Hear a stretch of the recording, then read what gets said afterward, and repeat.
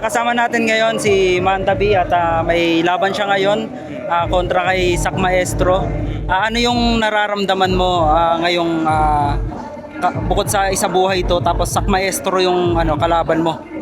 Ang nararamdaman ko ngayon, hindi ako masaya kasi puro kaba. Puro ako nervyos ang nararamdaman ko. Masaya din kasi Sak Maestro, isa sa legend. Tapos parang hindi ko na-imagine na mangyayari to kasi sino ba ako? Sa sobrang daming battle rapper, ako yung nabigyan ng chance makalaban ng isang legendary Sak. Ayun, meron ka ba mga ritual? Ano yung mga paghahanda na ginawa mo? O yun nga, yung mga ginagawa mo sa araw-araw para paghandaan yung laban na to? Para sa akin, parang pangkaraniwang ginagawa lang din ng ibang MC. Pero nagsiset ako ng para due date, kunyari. Kailangan 20, binigay sa akin ng uno ng month, tapos kailangan 1 month. Kailangan tapos na ako ng 21 ganyan.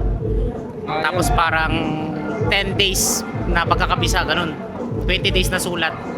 Tapos madalas akong swimming pang ng utak, pampakalma para makapag-isip ng maayos. Yun, so narinig naman natin kung ano yung klaseng paghahanda na ginawa ni Manda. Kaya abangan nyo, Manda Baliw yan versus Sak Maestro, isa buhay. Thank you. Sana makatagos. Manda Baliw, Antipolo City represent para sa inyo. At Sak Maestro naman, Davao City represent para sa inyo.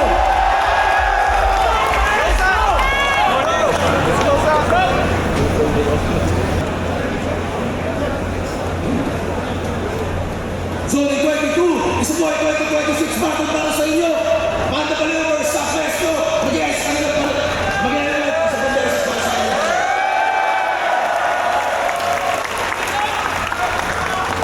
Modulado 7-0 advances sa isa po ay semifinals. Mag-iayos ka na para ay Manda Baliw.